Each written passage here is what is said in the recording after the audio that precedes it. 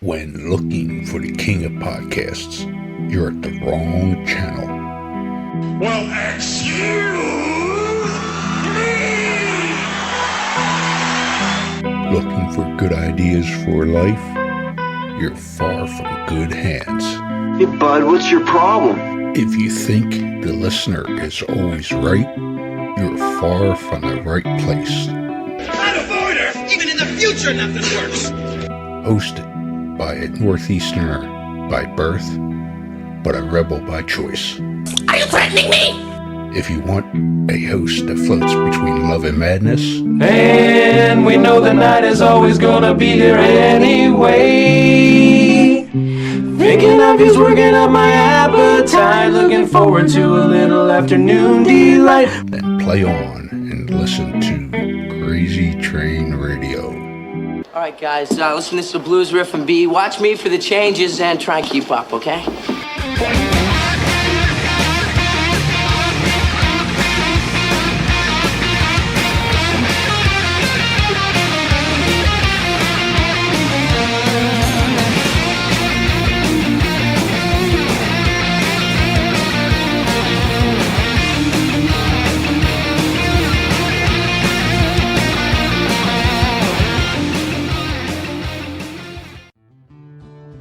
Warning, creators of this game do understand the subject matter may be offensive to some, but they do honor the families and people that have been affected by these real-life tragedies that these individuals have caused. Want to play a game? Oh, yeah! Lover of true crime? Yes, yes, yes. Well, we got an interesting game for you to check out. Wow. With the mashup of influences such as horror movies, collecting cards, and RPGs. What? Led to giving birth to an incredible creation of this game, Killers, the card game. You are all I killed with now. This game is a collectible trading card game featuring some of the most infamous killers, with tidbits of trivia on the back of each card to help you learn some insight to each criminal. Who the hell are you? Let's not forget, during the game, cops will be chasing you and these criminals. I'm a cop, you idiot! However, check out their website listed through all social media today, which can be found under Killers, the card game. Am I on the internet? I want to play a game.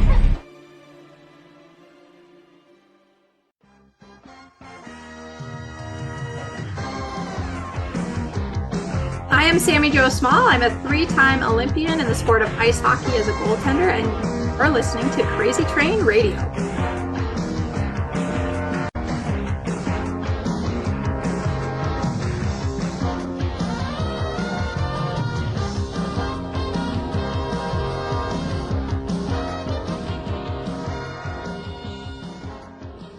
Hey folks, it's your least favorite host in the podcast world, your Croc, Jonathan Steele. And boy, do we have a good one for you today.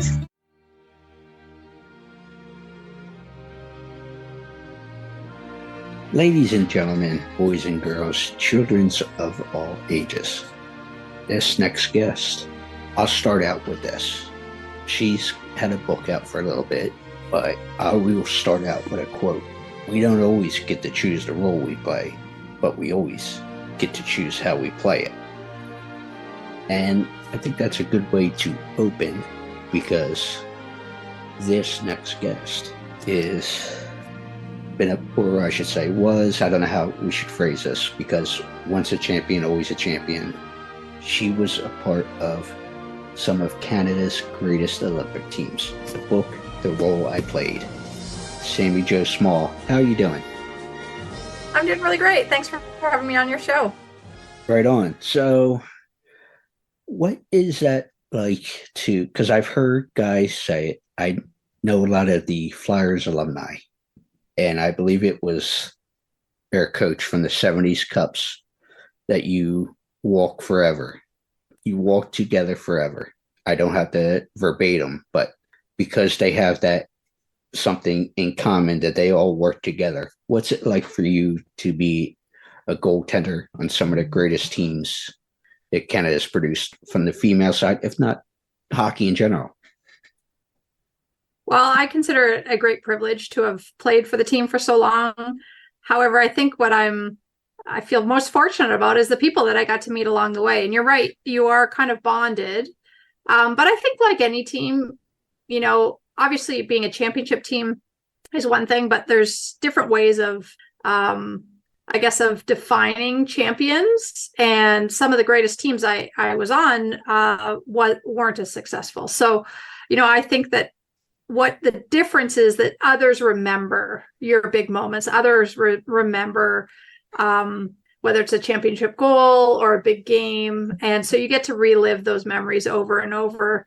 I often get to bring the 2002 Olympic gold medal from Salt Lake City to events, and people still remember watching that game and want to recount where they were. And so I think that that's the biggest difference, is not necessarily the team or the people, but that others remember the team. So I get to talk about it more often, but just the special people that were on my team, I feel so fortunate, and many I'm still really close with today. Right on. Now, with the different teams you've been a part of, whether it be championship teams, not so great teams, whatever, obviously things change from year to year. And I've been fortunate enough to be around some locker rooms, for sporting events and different things.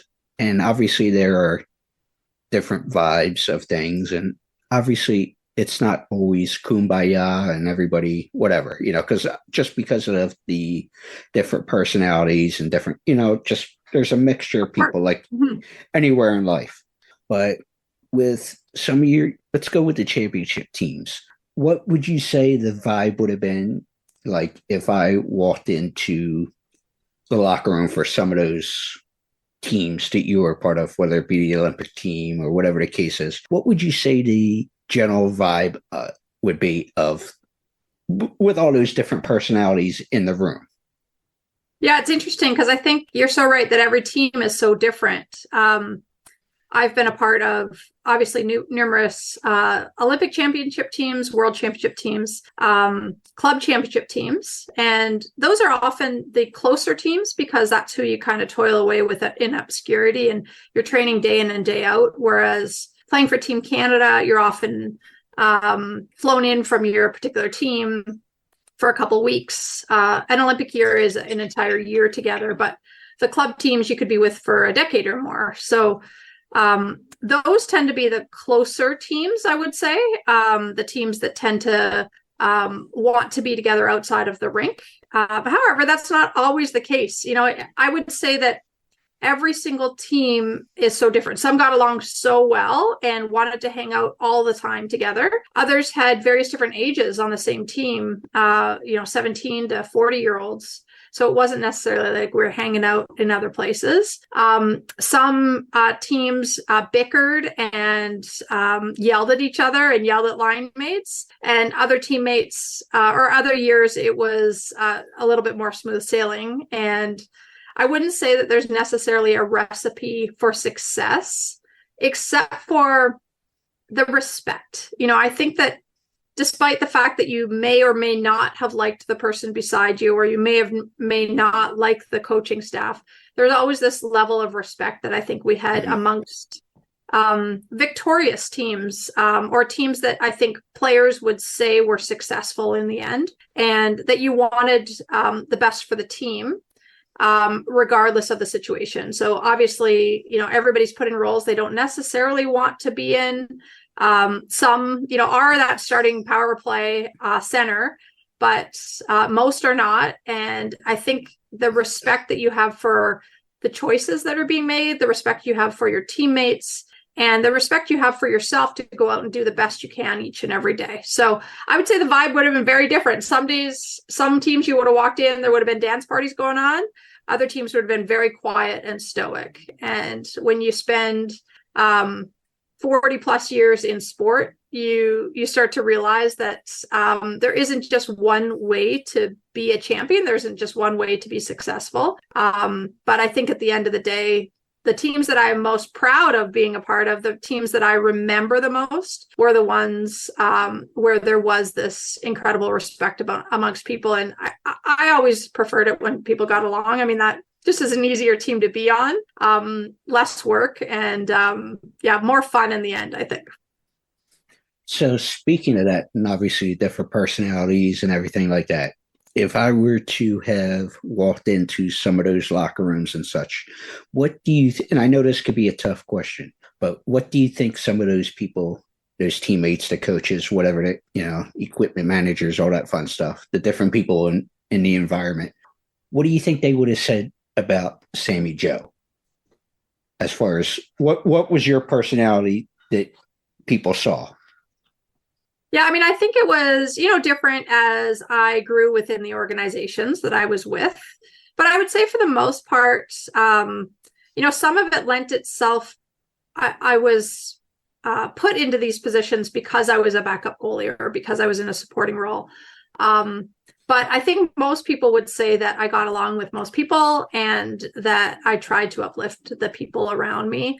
I certainly don't feel like I ever really got into the drama of any situations, but as goalies, you often are not. And so you get to be friends or colleagues or supporters of everybody on your team. I would say that, I always tried to be a big cheerleader and make others feel comfortable because I spoke French and English fluently. I always tried to make a new person feel like they were welcome. And I think I was sometimes the voice of reason when it came to taking jokes too far. I was the one that kind of brought it back a little bit. So I would say that, while I wanted to ensure that everybody was having a good time, I didn't want anybody to be singled out, to be bullied, or to feel like they weren't welcome in that environment. So I mean, you'd have to talk to my teammates to know what they thought of me, but that's my biggest hope, is that they felt like I was trying to make the situation more inclusive, more welcoming for all. Right on.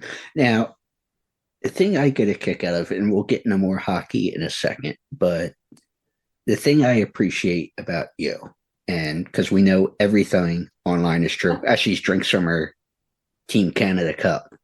That's right. And nothing wrong with the Maple Leaf, that's for sure. But she is a bright cookie.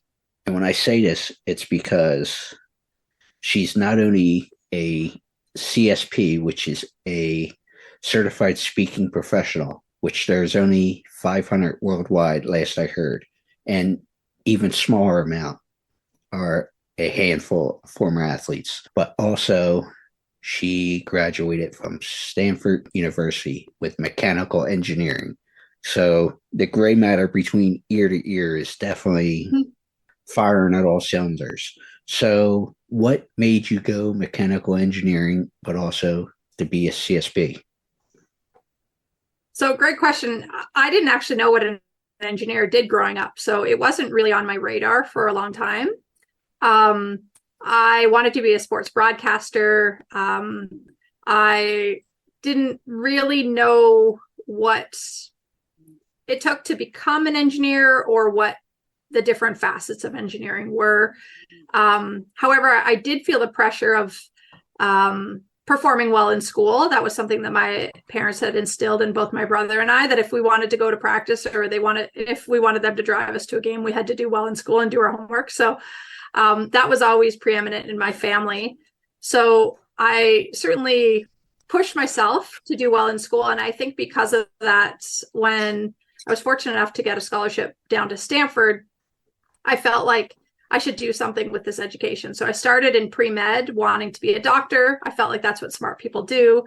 And taking some shifts in the hospital down at Stanford, I realized that being a doctor is all consuming. It's all you do. And it's, while it's an incredible job, there's not much else in your life that you can do. And so that quickly kind of fell by the wayside. I still enrolled in sciences, and I ended up taking a course in an entry-level course in mechanical engineering, where you got to make stuff and you got to go into the wood shop and you got to pour metal and you got to basically work with your hands. And that's what I had really done my whole life. I had made my own goal equipment playing street hockey. I'd made my own masks. I loved art and painting and creating things. And I didn't know that essentially was what engineering was just being super crafty, but this time with metals and wood and different materials. So I think I fell in love with it. I fell in love with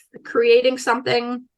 So many times as a young child, I would take things apart to see how they worked. And this really brought all that together. So I don't know that I knew what I was going to do with engineering, but what I loved about Stanford is you don't have to declare what you're going to be taking when you go there. So you get to try all these different things. And then secondly is that I was pleasantly surprised by the engineering curriculum in general just teaches you to think outside the box. And so they don't necessarily prepare you for a specific job, but they teach you how to think and how to find solutions to problems, various different problems. And that has served me incredibly well for the rest of my life. Now, I did work a little bit as an engineer when I first moved to the Toronto region.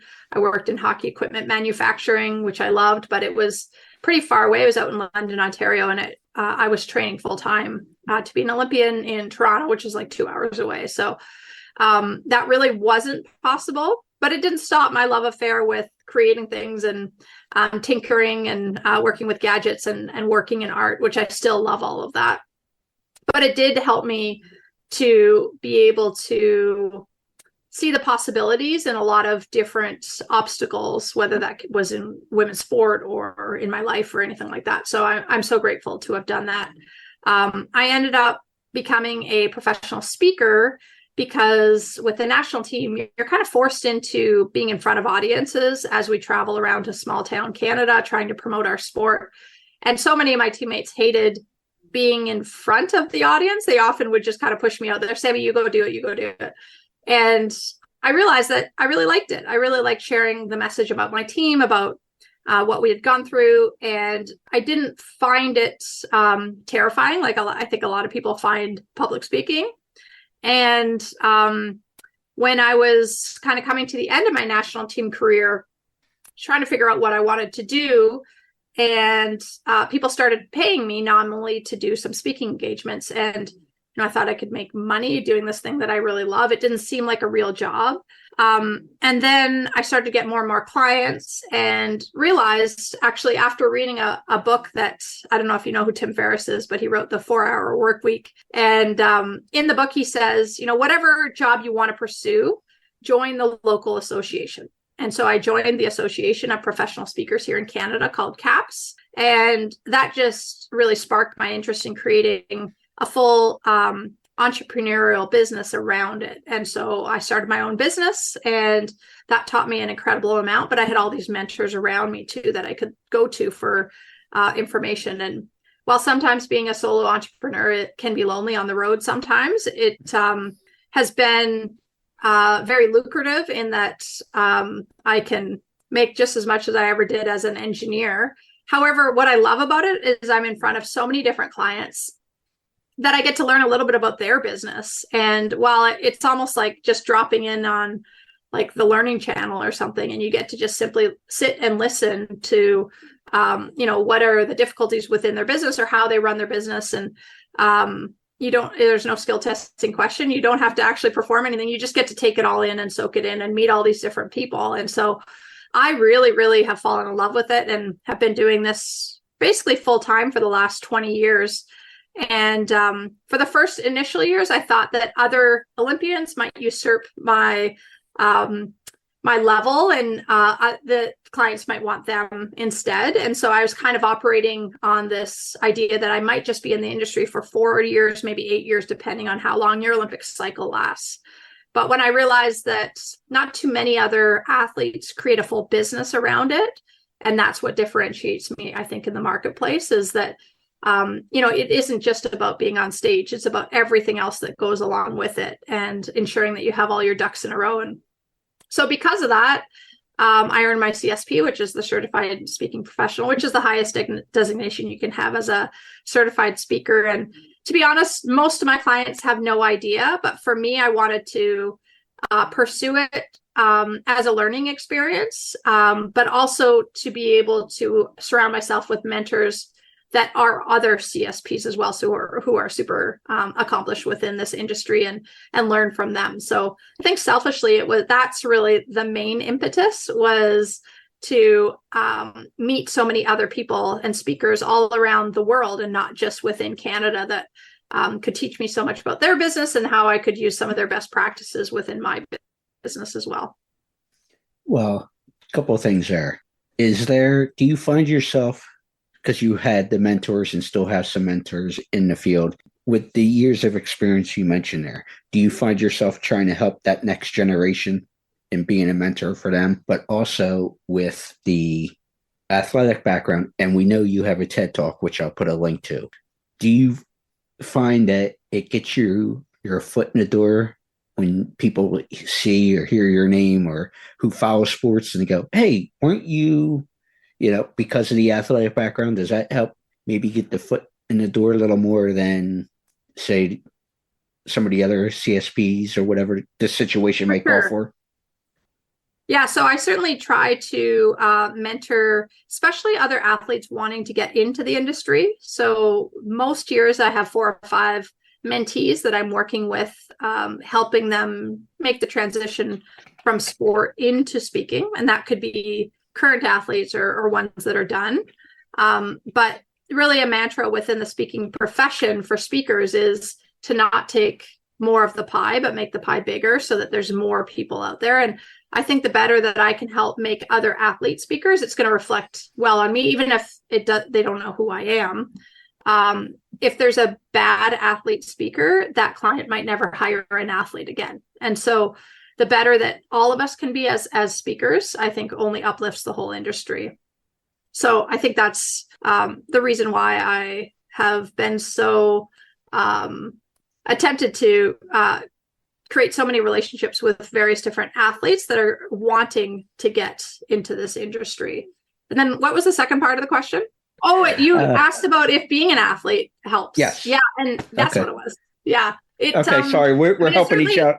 It certainly does. So within the professional speaking industry, there's about 1% that are considered quote unquote celebrity speakers. And it's funny to be sort of pigeonholed into that, but as a Olympic gold medalist, you kind of get put into that category.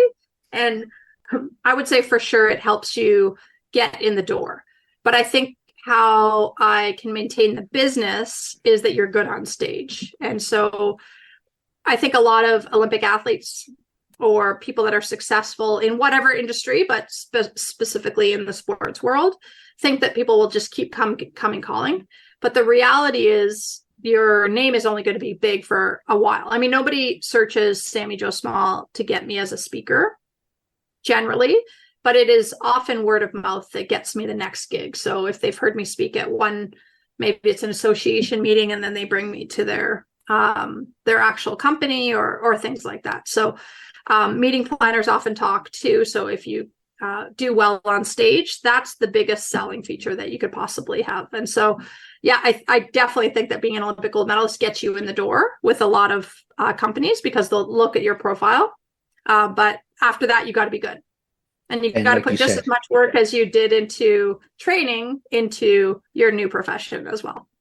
Well, I brought it up there before we go back to the hockey, the TED Talk. So obviously that has been a thing for several years now. TED Talks in general that really have gotten a lot of attention. So what was that like for you when you were invited to do one? And like I said, I'll put the link to that in all outlets of this. For sure. So, I mean, I was certainly honored to be asked, but to be honest, in the professional speaking world, TED Talks are sort of set aside differently. It's not what we seek as professional speakers, because you're not paid for a TED Talk. And so it is different. My general keynote is 60 minutes, and I think my TED Talk had to be 13 minutes. And often you have to adhere to whatever the day lineup is like for the TED Talk. So, for instance, my particular one had to do with giving back, and I was asked to do it by a charity that I do a lot of work with, which is Right to Play. And so I wanted to ensure that they were recognized within it. And so it was a little bit different than, I would say, my 1 hour keynote, but not too much. I tried to just kind of squish in the same kind of messaging and stuff. The great thing about a TED Talk for a professional speaker is that you get this incredible video at the end. Often when you're traveling the world and you're doing different talks, you don't get this great compilation of a video that then is just kind of can be sent out there.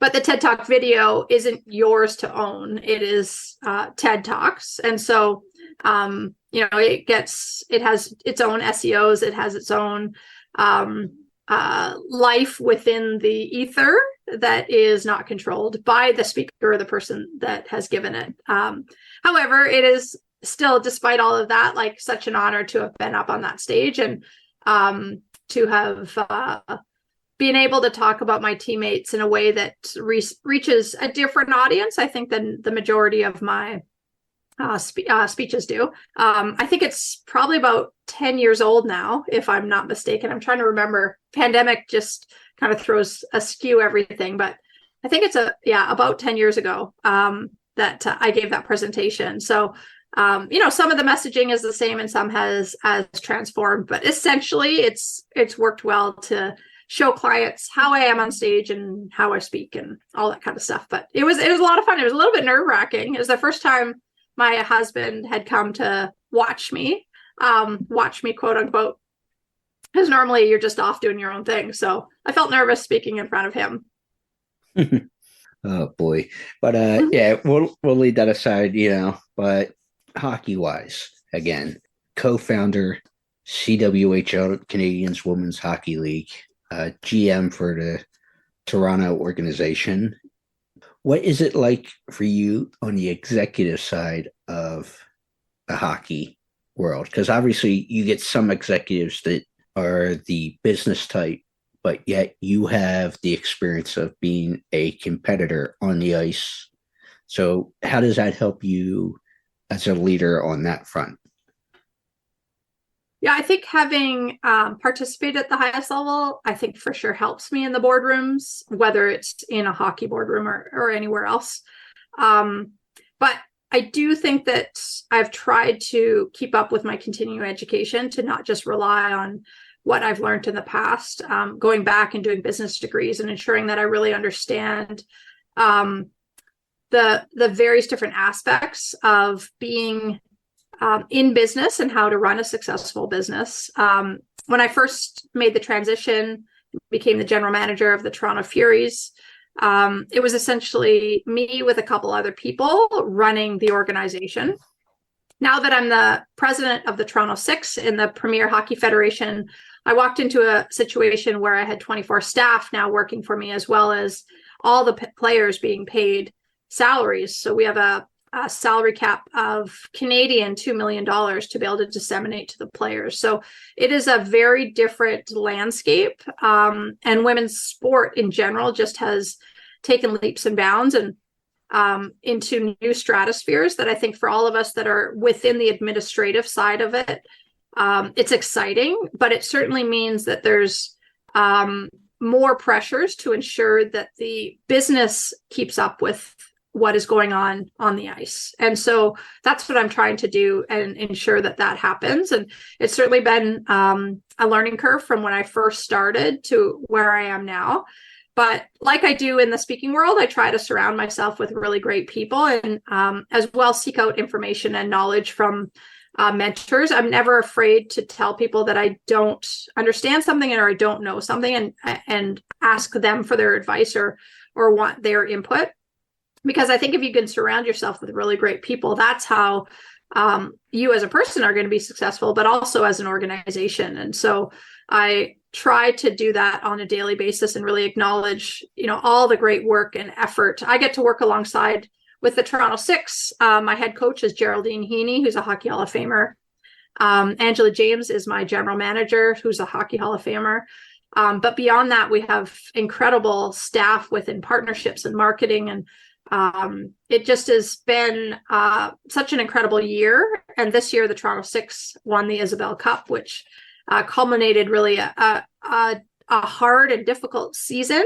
But in the end, when you get to stand victorious amongst not only the players, but the staff as well, that put in so much time and effort, it really does make it all worthwhile. And it's exciting now in the summer to be able to think about more fun things like the rings and the championship parade that we're going to have and all of those fun things. So while that doesn't happen every season, I'm trying to ensure that when it does, that we get to really relish and get to experience the victory and get to allow ourselves a moment to breathe until it's time to start for next season, which we're already in free agency, and trying to sign the players and ensure that we have a good team for next year. So it's never ending, but I find every single morning I'm excited to wake up. I'm excited to start the day and see what new challenges present itself. And women's sport, every single day there's a new challenge because there isn't a roadmap. There isn't this guide that we can follow. We get to take it in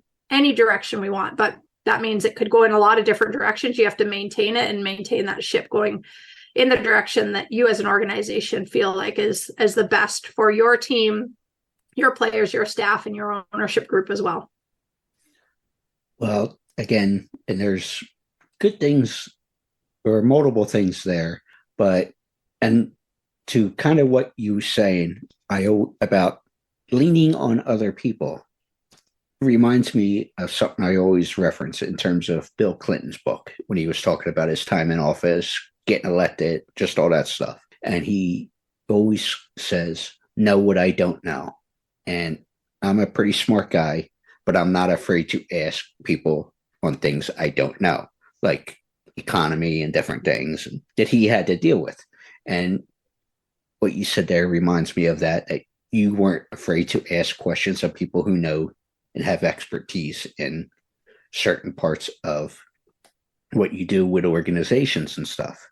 But you mentioned about the 2 million Canadian for players, all that fun stuff. But I'm thinking about equality of when you compare men's sports to female sports, and obviously there should be equality, but how do you think we've done as a society when it comes to female athletics to comparing it to men's athletics? Because obviously there's a big difference in salaries and different things that you look at. So as a whole, how do you think we've done, and where can there be improvement, do you think? Yeah, I mean, a great question because it's what we think about every day, right? I think women's sport has really transformed our narrative. 10 years ago, the narrative used to be, woe is us, help us, because it's the right thing to do. And I think that's changed. We now have created these legitimate businesses that are worthy to stand on their own 2 feet. And at the end of the day, at our level, at professional sport level, it comes down to economics. You have to create a good business that other people want to invest in. Now, that's not the same as Olympic athletes. That's not the same as federally government funded initiatives. And that's where I think the equality should be there. Olympic athletes, whether they are men or women, should be treated equally on the world stage and should be funded in that way. So if you're representing your country, I think that should be no-brainer that the men and the women should receive the same thing. And I think the same can be said for federal funding or provincial funding to professional sports organizations as well. So if the province or the national government is putting in money to men's sport in a certain aspect or a certain way, I think that should be equal within women's sport as well. However, when it comes to asking money and asking corporations, people to separate themselves with their money, that to me is simply an economic model that you have to give the best case for why your business is better than another business. And so I think the fact that we've made so many incredible strides in the last simply 5 years within women's sport, but specifically within women's hockey, we have the largest salary cap in the Premier Hockey Federation, more than the National Women's Hockey League and more than the WNBA. Now we have more people to pay, so more players than basketball or soccer do. So the players don't necessarily have as big of salaries. However, the fact that there's just that much money involved right now means that there are people that see value in women's hockey and our team specifically. So every time we're making a pitch to a new company, that's what we're pitching. Is it's not just about the product anymore. I think lots of people understand that the product is great on the ice. When people watch the Olympics on TV, they love watching women's hockey. But now, how do we create a real fan experience around the game, and how do we attract new eyeballs onto our game? And I think with the Toronto Six, that's what we've done. Is we've really focused on ensuring that we're taking in the data and we're sharing that data with our potential partners or our current partners as well, so that they can make the internal case that we deserve the money. So we have some incredible partners already within our team, and we're always looking to augment that with new and exciting partnerships. But that's where it comes down to business. And I will never begrudge somebody who doesn't want to be a fan of women's sport or of women's hockey. I mean, I probably won't be a NASCAR fan in the future, no matter what they sell to me or try to sell to me. Although my husband just did go down to Talladega and did watch a NASCAR down there. However, I think people watch and see and will consume sport in the way that they want to. I think where there's a disconnect right now is that there are so many women's sports fans out there, and they simply can't watch their games on TV. They can't see, or they don't know where they are. So I think that's up to us in women's sport to have that visibility and to ensure that we are putting the money into marketing as well, so that we're allowing our fans who are out there to be able to see and take in our games. And then it just snowballs and creates more revenue and eventually more partnerships as well. So obviously with the experience, and you're talking about the free agent market coming off a championship season and all that fun stuff. So what do you look for as a player? What are you looking for the next season? Right. So most of our players were on 1-year contracts. So it's pretty new in the PHF to have a 2-year contract. So that means that we had a blank slate. We had nobody signed for the following season. So obviously winning a championship, the majority of those players you want back. You want them to be able to celebrate for the season with you. But because those players won a championship, they now are some of the highest sought after players in the marketplace as well. So everybody else wants those players. So you only do have a limited cap, and that's where it becomes really like putting puzzle pieces in. Now, I rely on my general manager, Angela James, for the majority of this because she's so good at disseminating talent. I could honestly watch a player for probably 3 games and then come away with an opinion of, their level and their potential. She can watch them for 5 minutes and come away with the same opinion. She just can see the game so well. I mean, that's probably what made her one of the best in the world as well. Now, I can do that with goaltending, but I certainly don't have that ability for a defense or a forward. I need to take more time. So I rely on her for that. And she's the one that does the negotiations with all of the agents. So no longer is it us talking to the player, it's talking to the agents. So what we're looking for, you're looking for, people that really can contribute to the team in various different ways that are good role models and good ambassadors, because being a professional women's hockey player now is not simply about your performance on the ice, but it's going that extra mile with the fans. It's building the brand and contributing to the team as well. So there's a lot of different components that go into it. And that's where there's a little bit of push and pull with myself and Angela James, is that she wants the best hockey player and I want the best person off the ice. And so there's a little bit of give and take there. We also have an ownership group within the Toronto Six that really at the heart of our values is diversity and inclusion. So I want our team to reflect what Toronto represents and what the color of Toronto looks like. It's not easy to find non-white hockey players, and it's a mandate of ours to go out and seek that out and ensure that we're leaving no stone unturned and that we simply don't have a blue line that is all homogeneous, that we have players that not only from international players, but that have look different, that represent different values, and I think make teams more interesting and ultimately reflect the great things that this city of Toronto has to offer. So, I think there's a lot of components that go into making the Toronto Six squad, but at the end of the day, it's that is sort of a push and pull with myself and Angela, and she gets the final say on who gets to suit up for the Toronto Six. And while I can have my opinions and put my opinions in there, I trust her judgment wholly, because clearly she put together a team that won the Isabel Cup.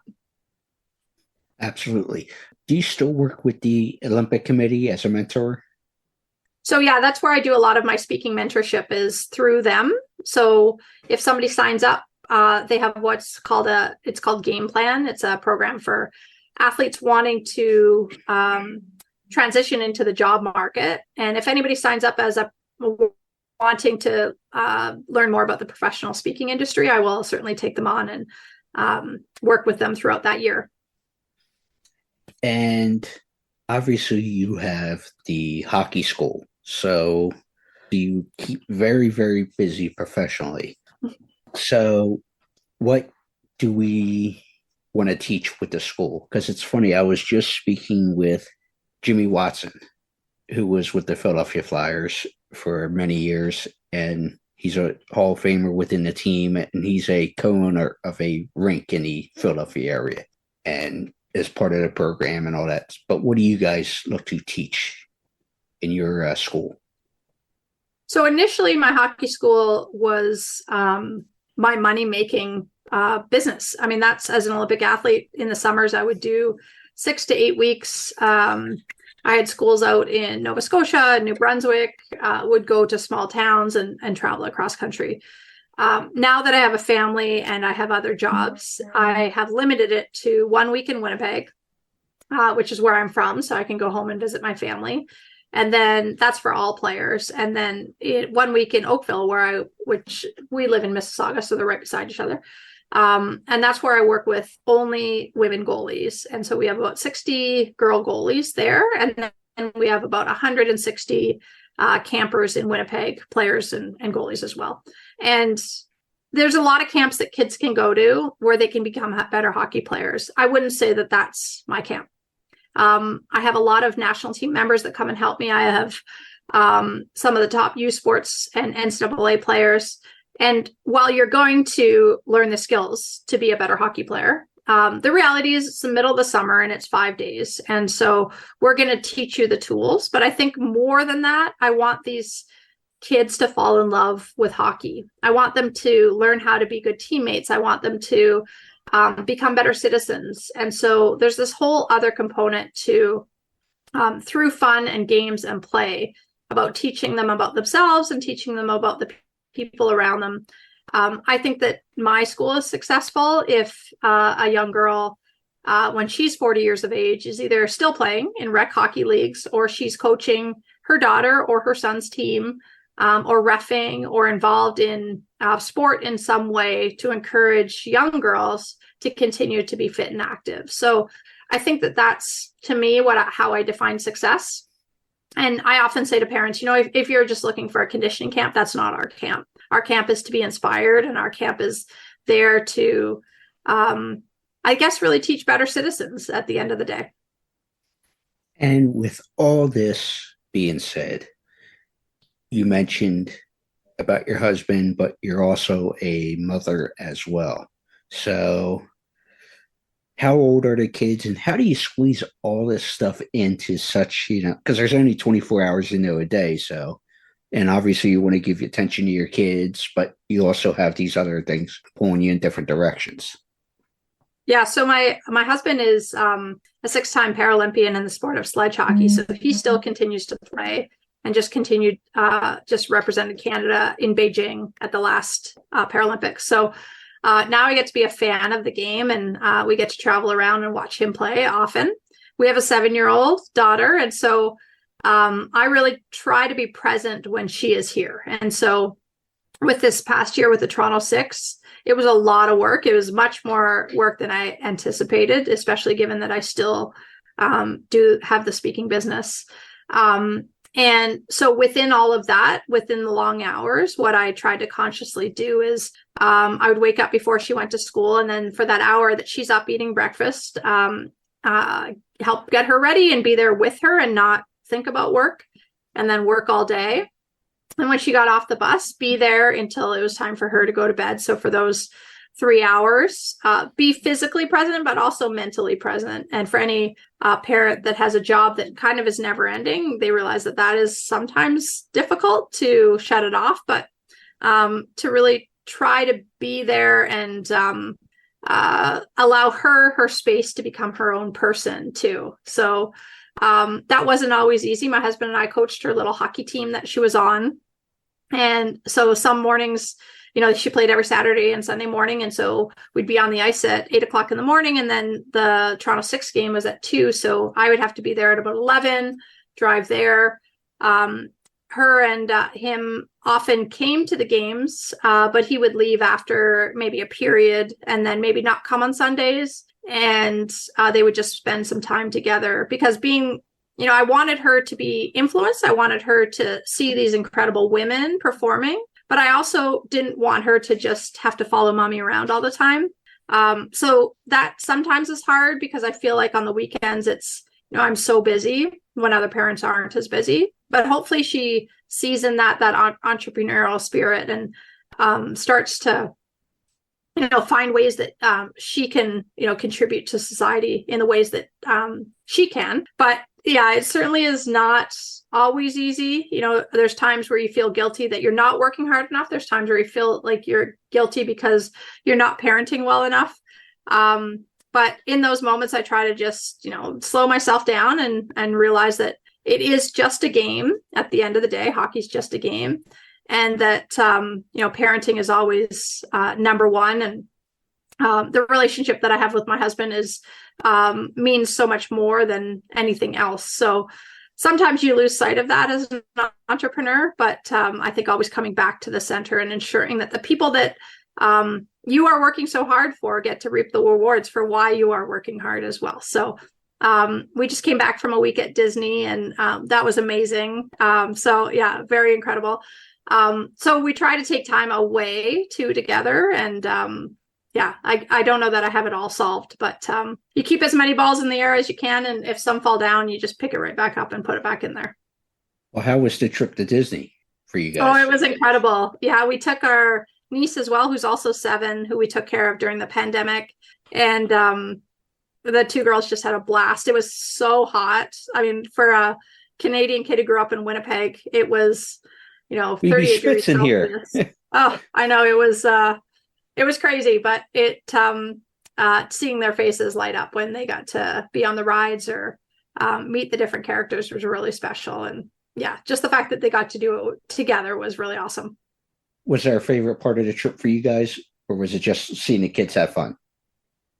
I mean, my husband's was definitely the Star Wars section at Hollywood Studios. I mean, he could have spent all day there. And we had to leave him for certain hours so he could go into different things. I would say that was his favorite.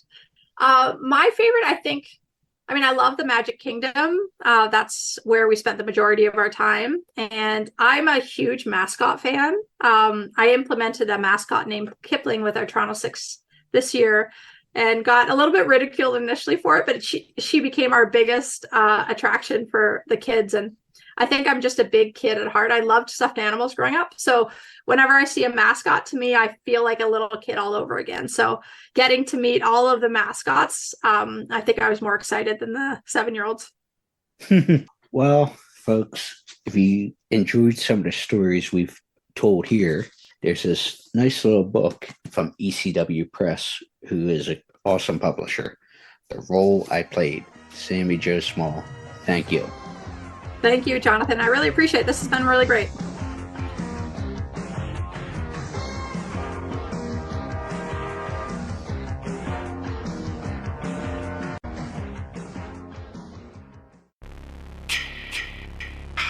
Hey there, Friday fans.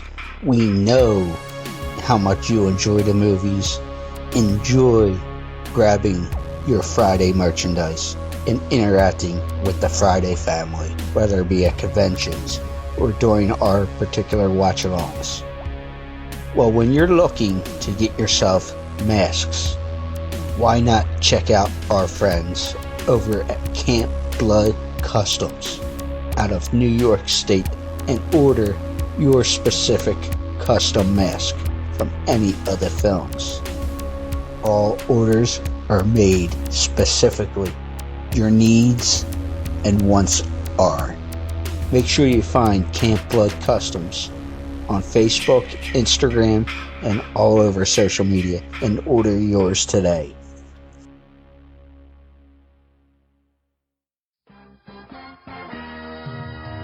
Hi, this is Mark Howe, ex-NHL player, WHA player, a Philadelphia Flyer. Just want to say I had a great time on Crazy Train Radio, and hope everybody stays well and healthy with the pandemic, and everybody gets a chance to tune in and enjoy the show.